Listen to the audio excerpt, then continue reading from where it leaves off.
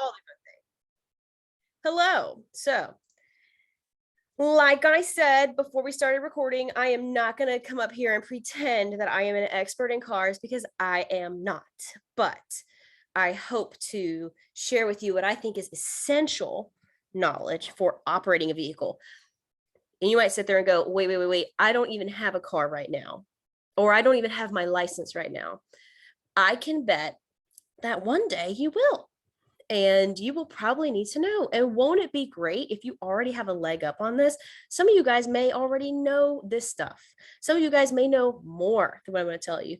That's great. I've got a trivia quiz thing at the end. Hopefully you guys will totally ace it. So we'll see. And if you have cool stories about cars, please let me know. Again, I love to see the chat blow up because you guys have interesting things to say. All right. So you got a car, right? Oh, let's go back. All right. So you got a car, right? I've had in my life 3 cars. The first one I had for 1 whole month before I totaled it. Yep. You want to know how I did that? Back before it was illegal to hold your phone in your hand, I was driving when I was 17 years old, talking to my best friend Tiffany on the phone, and I wrecked my car because I was distracted. So that was not a good day in my life. So that's my first story about cars. Hopefully you've never been in a wreck. Hopefully you never will be, but such is life. These things happen. It was not a bad wreck. I was not hurt, but I'm going to try to throw in some stories just to make it interesting. So let's say you get a nice shiny red car, this beautiful red car right here. That's your new car. Let's talk about what are you going to do to maintain it. Okay. Here are the things you're going to need to know about a car, whether you like it or not. You're going to need to know about the oil. You're going to need to know about a battery. You're going to need to know about windshield washer fluid. I said wiper fluid, windshield washer fluid. You're going to need to know about your tire pressure. You're going to need to know about coolant, and you're going to need to know about service lights. Because when, not if, when one of these things goes wrong, you're going to want to know what's up. Okay. You're going to want to know what you're dealing with. Some of these things are not emergencies. Some of them are. So we will get there. All right. First order of business. And I will say, when my dad taught me about cars, he showed me this, made me practice it. If we were in person right now, you and I would have you practice this right now because it is so important for you to know how to do this. So I'm going to show it to you. He has a wonderful Australian accent. I don't know why the Australians find themselves to me on my videos. I just have an affinity for them, I guess. But we're going to start here watching how to check your oil. Let me back up. The oil in your car is motor oil. The purpose of it is your engine in your car, the thing that makes your car go. It moves very, very quickly, and it creates a lot of friction and a lot of heat. And the oil keeps everything lubricated so that your car doesn't like overheat and catch on fire. So we like the oil. We need the oil. You will ruin your engine if you have bad oil or no oil in your car. So here's how to make sure you have enough. Make sure. How to check your oil. If y'all can't hear or you have any issues, please let me know. Don't just sit there. Hopefully we can all hear.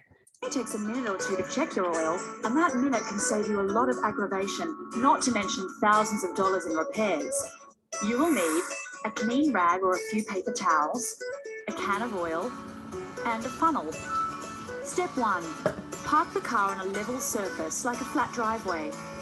Step 2. Turn the engine off. Step 3. Open the hood and locate the dipstick. Its handle is usually yellow and shaped like a crossbar. If you can't find the dipstick, check your owner's manual. Step 4. Pull the dipstick out and, using a rag or paper towel, wipe off the stick. Step 5. Locate the 2 marks, add, and full. Step 6. Slide the dipstick back into its slot, pushing it all the way down before pulling it out again. Step 7. See where the line of oil reaches on the stick. If it falls at or below the add line, then you need to add oil. Step 8. Remove the oil fill cap. It's usually marked with an icon that looks like Aladdin's magic lamp, and place the funnel into the opening. Step 9. Pour a quarter of the bottle into the funnel. Add the oil slowly so it doesn't go above the full mark. Use only the kind of oil recommended by your manual. Step 10. Keep rechecking the oil until it's between add and full. If your oil is consistently on the low side, you may have a leak. Have your car checked by a professional. Step 11. Remove the funnel and replace the oil cap. Step 12. Replace the dipstick, making sure it's all the way in. Close the hood and take her for a spin. Did you know, although you should always check your oil frequently, changing it every 3,000 miles is no longer necessary? Ford says their 2007 models can go as long as 7,500. All right. It's enough of that. Okay, here comes your first pop quiz. Why, when you're pulling the dipstick out of the car, why do you wipe it off first and then put it back in to check it? Why would you not just pull it out and look at it? Why? Anybody know? Make a guess. If you do know, great, let me know. Why would you not just open it up and pull it out and read it? Why would you have to wipe it off first and then put it back in? Take it out again and read it. Y'all better be blowing up my chat. Blow it up.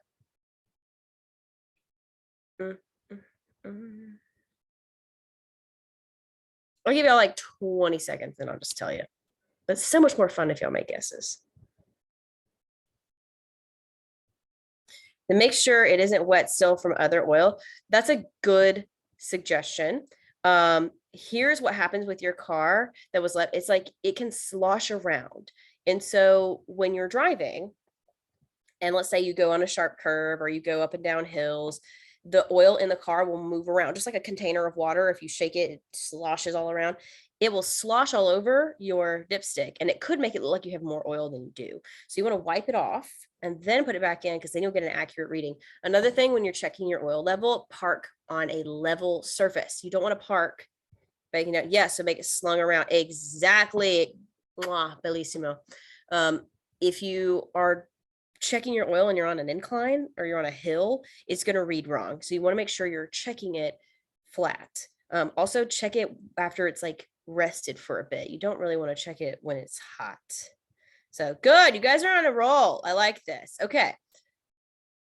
So that's your oil, and your oil is important. Like they said, and this is a hot take because the oil change place, of course, is not going to want you to listen, but back in the day, you used to have to change your oil every 3,000 miles, and you have to go and get it changed at a place that changes your oil. Now, some people change their oil at their house, and that's okay. The only issue is, A, you got to know what you're doing. B, you have to dispose of the old oil properly because it's really bad for the environment. So that's the only thing that makes it a little complicated, is you have to be able to collect the old oil if you're changing it at your house and dispose of it correctly. I just go get mine changed. It's about $30. And you don't have to do it every 3,000 miles. You can do it, like I usually just do every 6. Or if it comes up low, I'll add oil and then I'll probably go get it changed anyway. All right. Your car's battery. So your car is like a machine and also a computer. It's got gas parts. It's got battery parts. It's got computer parts. It's very complicated, cars these days. But it does have a battery, and the battery lasts about 2 to 5 years on average. But if you, I'm going to move my screen down to see what was put. It can be drained quicker by a lot of things. So which I didn't know that about weather, that it drains a battery. I'm actually not exactly sure what type of weather would drain your battery. I've never had, in my experience, weather drain my battery, but I have had, like, if you leave your overhead light on or you don't shut the door all the way, that will run your battery down too. And you've got to have your battery in order to crank your car. So that's important. You can't go without the battery. Here's ways you can preserve your battery. So turn the lights off before leaving your car. So if you just sit there with the doors wide open and the lights going, that's fine. It'll last a little while, but then you'll run it down.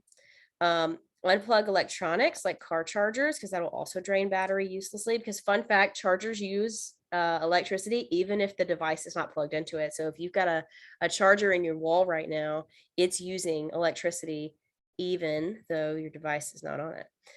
Also, if it's rusted or corroded, and if you don't know what corroded is or corrosion, it's when, and I don't know enough about what exactly chemically is going on there, but you can see battery corrosion. It gets this like almost like a chalky discoloration on the battery parts. So if you look at your battery like you have there on the screen, you start to see some orange or white or yellow kind of crusty stuff, that's corrosion and needs to go away. Then that's a problem. Take it to your place. Take it to your car place. All right.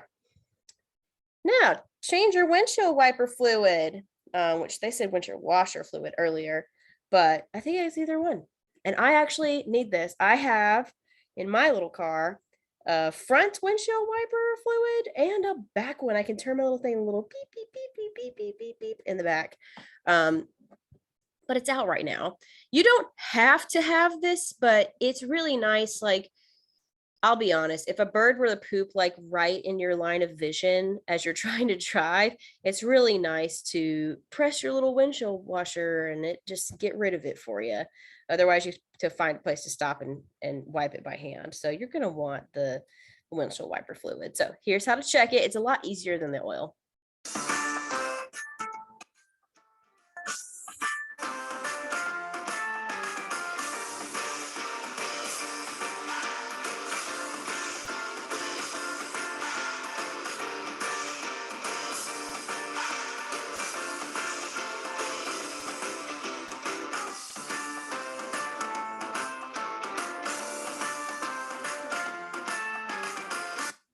Easy enough. You don't have to do any of this wiping and then looking at just fill it up. And the fill line, I believe, is all you can look at it from the outside. Just be like, okay, boop, and then you're good. I like to get the kind that like gets the bugs off because in the summer there's a bunch of bugs and stuff. We do not want that on our windshields. You know what I'm saying? Mm-mm-mm. All right. Stop. Okay. Tire pressure. So your tires are full of air, right? In fact, full of a lot of air. Uh, but sometimes the air just over time will get reduced, or if you have a small leak, you could lose air, and you might have low air in your tires, but when it comes to be winter, air shrinks because or get the shrink, but like the particles get closer together, which makes it smaller, and so then your low tire pressure light might come on just because it's cold outside. It happens to me a lot in the winter, but this is how you check to see, do I have enough air in my tires? Because it's important to have enough air in your tires, right? So let's start with cold tires. So you don't want to be driving 6 hours nonstop and then check your tire pressure. I, again, not an expert, don't know exactly why, but it makes sense to check it when the car is at rest. It has been at rest for a long time. Check the manual. That's the other thing I meant to say about motor oil. You can't just go in and buy whatever kind of oil you want. Let's say you're low on oil, you don't have time to go to the oil change place, so you need to refill it. You need to make sure that the oil that is listed in your manual is the kind that you get. You can't just go in and buy whatever oil is on the shelf. You have to make sure they have the right kind. And I have to look it up every single time because I cannot remember it, but I always use the manual that's in your car and keep it right there in your glove box so you have it every time and you're like, boop. Also, sometimes cars will like weird lights might come on, like a weird symbol, which we're going to talk about later. And you might be like, what does that mean? The manual will tell you. So you want the manual there. The manual will also tell you how much air should be in your tire. So the average is 30 to 35 psi. I think that's pressure per square inch, something like that. Again, I'm not an expert. I'm probably wrong on that. All I know is when I put my little tire pressure gauge on there, it needs to read between those numbers. That's the important part. So you remove the valve cap that's right over here next to the tire. There it is. You just unscrew the cap, insert the pressure gauge, and they look different. It would be helpful once you get a car to keep one with you. My dad always had a little silver one in his car, but you can probably use one at an AutoZone or a car place. They probably got one there. Also, a lot of gas stations that have air that you can buy, they'll have a tire pressure with it, or a pressure gauge with it, I should say. You remove the cap, insert the pressure gauge, make sure it seals all the way. You don't want it to leak because then it will misread and then it will tell you where you're at. So this person's got 36.7. Look at the number. If it's too low, then you can refill it, but you don't want to fill it too much. Put in a little bit at a time and then recheck it because you could explode the tire if you put in too much, and we don't want that. And you also don't want to overfill it just because it could be bad for the tire, bad for the car. And when you're buying air at a gas station, it's usually just like 50 cents, $1. All right. Coolant. So what's the purpose of coolant? So we learned that motor oil, the purpose is to keep everything like lubricated so there's not too much friction and it ruins the engine. Coolant is to keep the engine from getting too hot, because if it gets too hot, it's not going to work. It's just catastrophic for a car and also pretty dangerous. So coolant is very important. But let's say you're not sure if you have enough or there's an issue. Here's what you're going to do. You're going to make sure the engine is cool. Do not deal with a hot engine, people. Let it rest. Check the manual for the type of coolant that it needs. Don't mix and match. Again, always use the manual. It's like the Bible for your car. You need to keep it and have it handy. If you don't know where it is, we have this miraculous thing called the internet these days. You could probably look it up online if you didn't have it. So, but you have to make sure it's the exact make and model of your car too, because some like, it might be like, what am I thinking? Like a Toyota Avalon XL, but then there's a Toyota Avalon XLS. And so those are not exactly the same car. They look almost identical, but they have different features. You got to make sure you're looking at the manual for your car if you're going to research it online. My suggestion is when you buy a car, make sure you have the manual and keep it in your glove box. So yeah, don't mix and match. Get the coolant that your car needs. Open up the hood, find the reservoir cap. So it looks like this. Sometimes it's pink. I think sometimes it's blue. The reservoir cap is going to look different one place or the other. Again, the manual is going to have a diagram to show you where that is. Use a rag to open it up. And this is where it's very important that you make sure that your car is cool, because you don't want it to explode on you also. Like not fire, but like it'll boom if it's too hot. Same thing with the oil.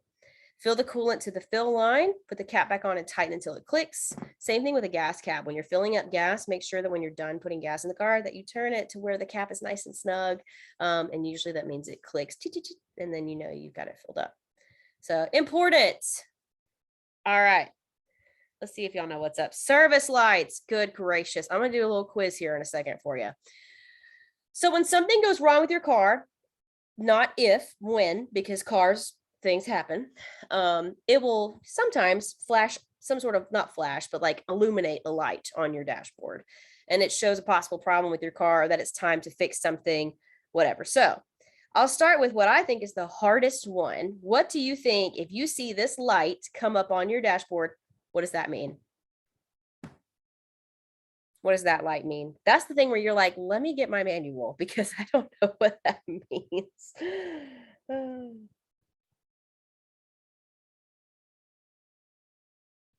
Anybody know what that light means? I'll give you about 20 seconds.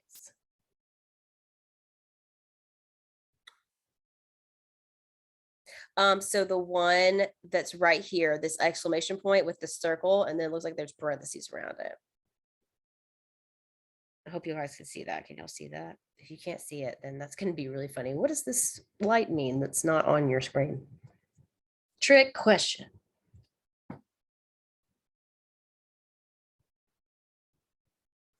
Let's see what we got here. Caution. Okay, yes, it's a type of caution. This actually means there's an issue with your brakes. And that's a big deal. We want our brakes to be working, right? So if you see the exclamation point, now here's the thing too, not all the symbols are the same. So my car might have something totally different than this one. Yes, so this is a brakes issue, and it could mean that your brakes just need to be replaced, or that there's some sort of issue with the brake sensor. Don't know. I today had to look this one up. So but this one is the brakes symbol, but some cars have it and it's different. Next. Okay. What does this one mean with the little red symbol that just came up? What does that mean?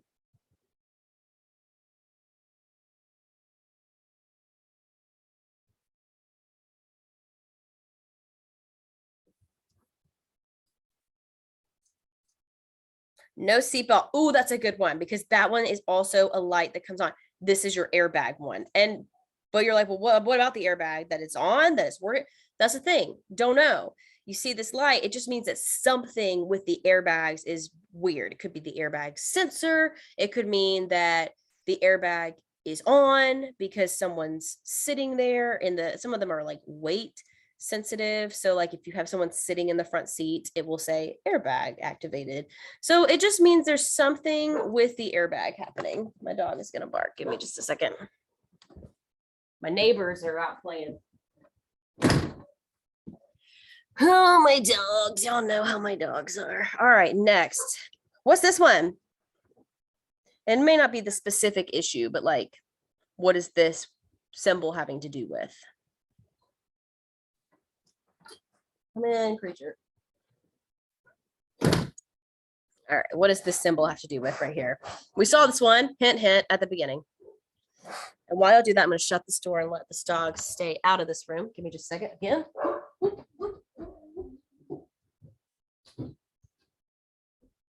Aha! No dogs here. All right. Check your oil. Yeah, so something with the oil. Oil's low, check the oil. It's leaking. I mean, it could mean a lot of different things. All right, here's your last one. Hint also that you guys already did this one too. You said this earlier.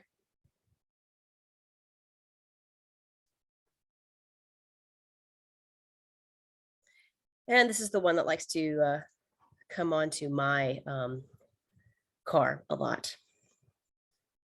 And I'm not really sure why. Anybody know what this one is right here? This dark blue one?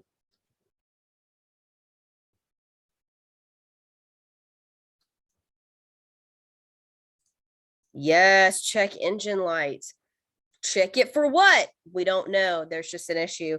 My suggestion, if this happens to your car, go to your local car place, like an AutoZone or an auto parts store.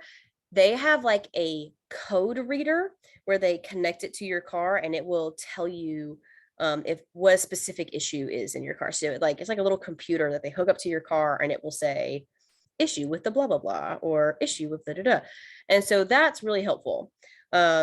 But sometimes it's not a computer issue. It could be just that your engine is screwing up somehow. But I like to go where the code readers are, and that helps me. Oh, this one is very important. What does that mean? The black symbol in the middle there.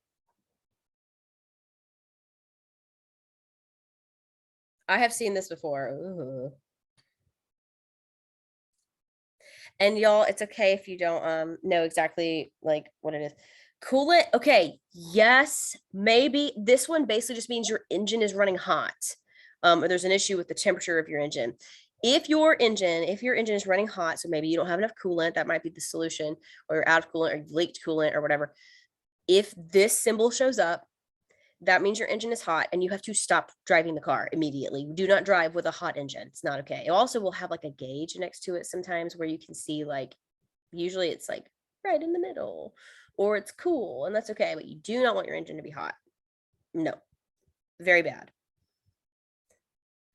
Okay, general maintenance tips. Clean the inside of your car. Pot calling the kettle black, but clean the inside of your car. I will say my car is not filthy. It's just got stuff in it because I got 2 small children, but I do not keep like gross stuff in my car. I can't handle that. But it's just so much easier if you keep your car clean. Park in the shade so that you don't walk into a literal oven in the middle of the summer. Get your tires rotated so they wear evenly because tires will not wear down the same rate. So if you get them rotated when you go, they'll just swap the front ones with the back ones. It like makes your tires last longer. And I will tell you right now, you can quote me on this, put it on my tombstone. Buying tires is the worst adult purchase ever. They are so expensive and it is not fun to buy tires. It's just not a fun thing. It's like when you spend that much money, hundreds of dollars, you'd like to go do something fun with hundreds of dollars. That would be nice. Hundreds of dollars, like $300, $400. I want to go do something fun. That's kind of cheap too, y'all. It can be way more expensive than that. You want to do something fun with $300, $400, $500. No, you just are going to continue driving your car, but maybe you won't die in the rain. It's so lame to buy tires. I hate buying tires. But they're necessary. But if you get them rotated, you'll make your tires last longer. You don't have to buy them so often. Don't mix and match coolants or other fluids. Only use the recommended one. Again, go back to your manual. Keep an emergency kit in the car because you might get stranded. Or like in 2014 when it snowed and all of Atlanta shut down and people had to like sleep in their cars on the side of the highway or abandon their cars.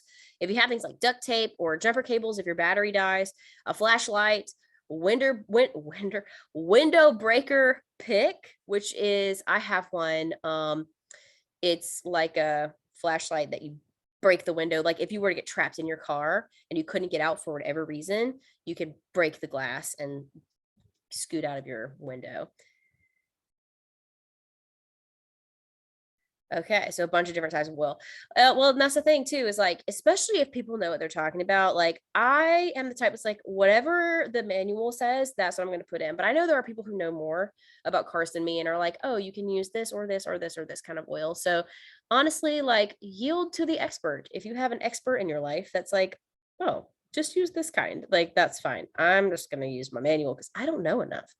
Um, but yeah, there's also like a little tool. So there's like a window breaker tool, but there's also a tool that like cuts seat belts too. Like if you were to get pinned in your seatbelt, like you need to cut yourself free. It's kind of cool. All right, if your check engine light comes on, this is me every now and again, look for immediate dangers like smoke or smelling gas or changes in performance, like it's starting to drive really strange. If that happens, you should pull over the car. Never drive a car if there's like smoke or steam or something weird coming out of it. Park it and walk away, please. Make sure your gas cap is on tight, especially if you just got gas, because sometimes it will have a sensor. My car isn't fancy enough, but some of them will have sensors where it's like your gas cap isn't closed. Check for low oil pressure, or if it's overheating. Again, do not drive it if it's overheating, and then take it to a repair shop. If you get a flat tire, all right, so I actually had this happen to me like twice this summer. It's the worst. But you'll know if you get a flat tire, you'll start to feel it. It feels really weird. You're driving and you're like, like it's really strange. But if you hear a flapping sound or it's like for me, it was shaking, the car just felt funny. Then you've probably have a flat tire. You need to pull over, go somewhere safe, ease off, turn on your hazard lights, find a shoulder. Don't slam on the brakes and do not park yourself in the middle of the street. Try to get off onto the side because otherwise you're just going to make a traffic jam and it's going to be bad. Put your hazard lights on. Everybody know what the hazard lights are? It's a little button. It's got a triangle on it. You press it and it makes all your lights flash. And the hazard lights basically means, you know, I how do you say this? If someone has their hazard lights on and they're parked, it's like, okay, they have an issue, but they're figuring it out. They got something going on. If someone's driving with the hazard lights on, it usually means like they're a part of a funeral procession. But it also could mean like I'm having a problem, stay away from me. So hazard lights kind of communicate to everybody else, like, give me some space because there's something going on. If you get pulled over by a police officer, here's what you should do. Put on your hazard lights again, says give me space to everybody else. Find a safe place to stop. Do not wait forever to stop because they might think you're not wanting to stop. You need to stop as soon as it's safe to do so. Turn off the car, roll down the window. Don't get out of your car. Keep your hands on the steering wheel where they can see them. Tell the officer before reaching for anything. Like if they're like, I need to see your license, say, I'm going to go, it's in my purse right there. I'm going to grab it. Or it's in my wallet. I'm going to grab it. The officer will tell you when it's okay to drive away. Don't just assume. They don't like that. So just helpful information. If you're driving on slippery roads, roads are the most slick after it starts raining. Did you know that the first 30 minutes, once it starts raining, is like the most dangerous time to drive? And here's why. It's because some cars will leak oil, and oil is really, really slick. And when it gets wet, it becomes extremely dangerous. So when all that oil has just been sitting on the road and it comes in contact with water, it becomes super slick. So the first 30 minutes, while that oil is still there and not washed away yet, super dangerous. So you got to drive really slow. Black ice is worse early in the morning and and at night it's sometimes hard to see. So that's like when things start to get icy, that's the dangerous part. Snow is not really a big deal on the road. It's not snow that's going to be a problem driving. It's ice. And in Georgia, where we live, that's what becomes the problem is it'll snow or it will rain. And then overnight, the temperature will get cold enough to where it will freeze on the road. And that becomes a problem. So that's when people, get injured, hurt, have wrecks because they can't see black ice and then they'll spin out. So you got to drive slow, give the person ahead of you lots of room. And if it's on the news, like, hey, the roads are bad, then you should just listen to that and not go drive unless you've got like an emergency. And then maybe you should call somebody like the ambulance. I don't know. If you're in an accident, say you're in a wreck, okay, make sure nobody's hurt. pull over if you can, get the cars off the road, call the police, even if it's minor, because you might need a police report. And the reason you might need a police report is if it's not your fault, a police report is going to be like this extra piece that's going to ensure the other person's insurance will pay for it. Sometimes insurances will not pay for damage done to your car if you don't have a police report. So you got to kind of have it. Get the names and numbers of the other people involved, because again, you're going to need to know who you're dealing with and get their insurance information. Take a picture of the scene and any damage. Also, I would say to you, and this is just from what I've learned, don't admit fault right away. Don't come in and be like, I'm so sorry. I'm so, because that, if it's not your fault, but you've already said that it was, it's going to be a lot harder for you if you're wanting to challenge that later, because they'll say, well, she said it was her fault. And then be like, oh, okay. Your insurance will not be happy with you if you just go around saying it's your fault. Like, you should just wait and like get the full picture and then give your statement later. Usually the insurance will say what happened. The police who's there will say what happened. And then it can sort itself out in the wash. But I wouldn't run out and be like, oh my gosh, I've made a huge mistake. Just sit there. Everybody okay? Everybody cool? I'm going to go ahead and call the cops, whatever. It's terrible to be in a wreck, y'all. Oh, I hope you're never in it. It's just, all right.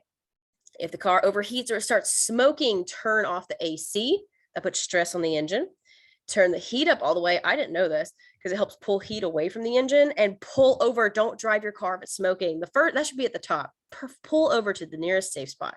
Wait for things to cool off before you touch anything. If your car has steam or smoke or anything coming off of it, do not open the hood. Don't do it. It's not good. Okay, that's how you get hurt. All right, and now some traffic sign trivia, because it's not just about cars, it's about, do you know the road? Okay, let's see what you know.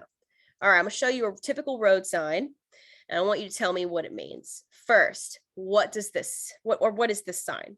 What does that mean?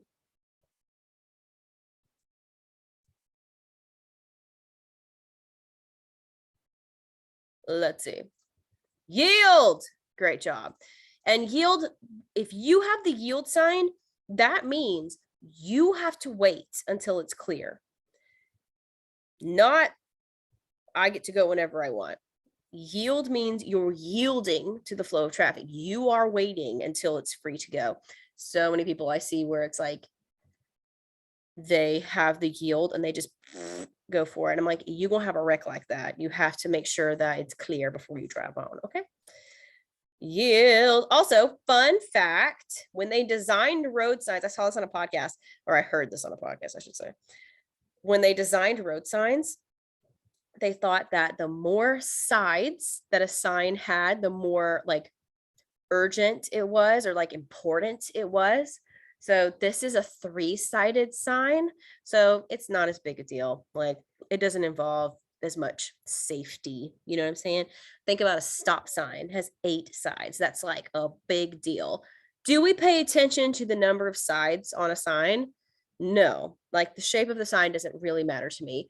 But when they designed it, they thought, ooh, the more sides the shape has, the more important that sign shall be. So for them, the yield sign is not that important. Now here, fun fact. Okay, tell me what this one is, because we'll talk about the sides of this one. What does this one mean? What is this road sign? Oh, y'all are on fire. I love it. Railroad crossing. Exactly. So this is where the railroad crossing. They thought this was the most important safety-oriented sign. And the reason why they picked a circle, because you're like, but it has no sides. Well, they thought a circle has infinite sides. So it's the most important because circles have infinite sides. And so railroad crossings are important because you didn't all the time have the arms with the flashing lights and the ding, ding, ding, ding, ding, ding, ding.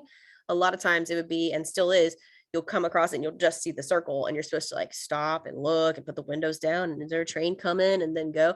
They thought this was the most important sign. So that's why they picked a circle. The circle has infinite sides. So just a fun fact. You don't need to know that. I just thought that was really interesting. I'm like, guys, a circle? Okay. I mean, I would stop if it was a star. Like, it doesn't matter to me what the sides are, but I just thought that was funny. Railroad crossing. All right. What's this one mean? Do y'all find that interesting? Because I find that so funny.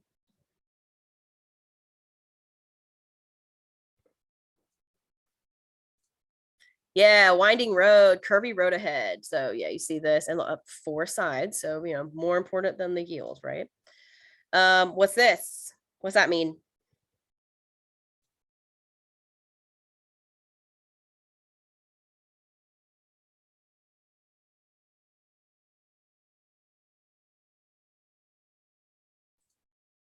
Stop. Ooh, it's not stop. So stop is that 8-sided octagon, right?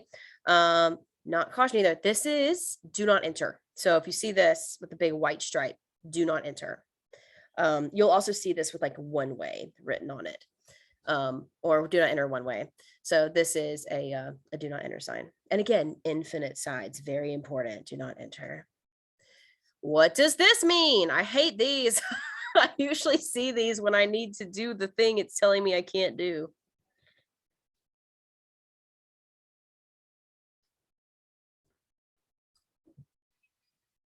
Hang on. What does it mean? No U-turn. And it's usually exactly when I need a U-turn.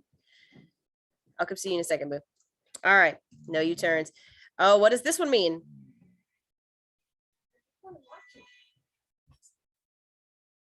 What does this one mean? This one means merge ahead, exactly. And it usually means that you are in the main road, right? Traffic merging ahead, and you've got people coming in from another place. So traffic merging ahead. Hang on, y'all hear crying babies. Sorry about that. What about this one? This one's a little more complicated.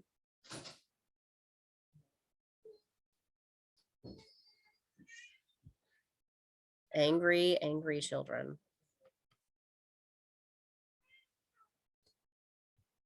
Anybody know what this one means? Did you just hear a tiny 1-year-old yell the word no?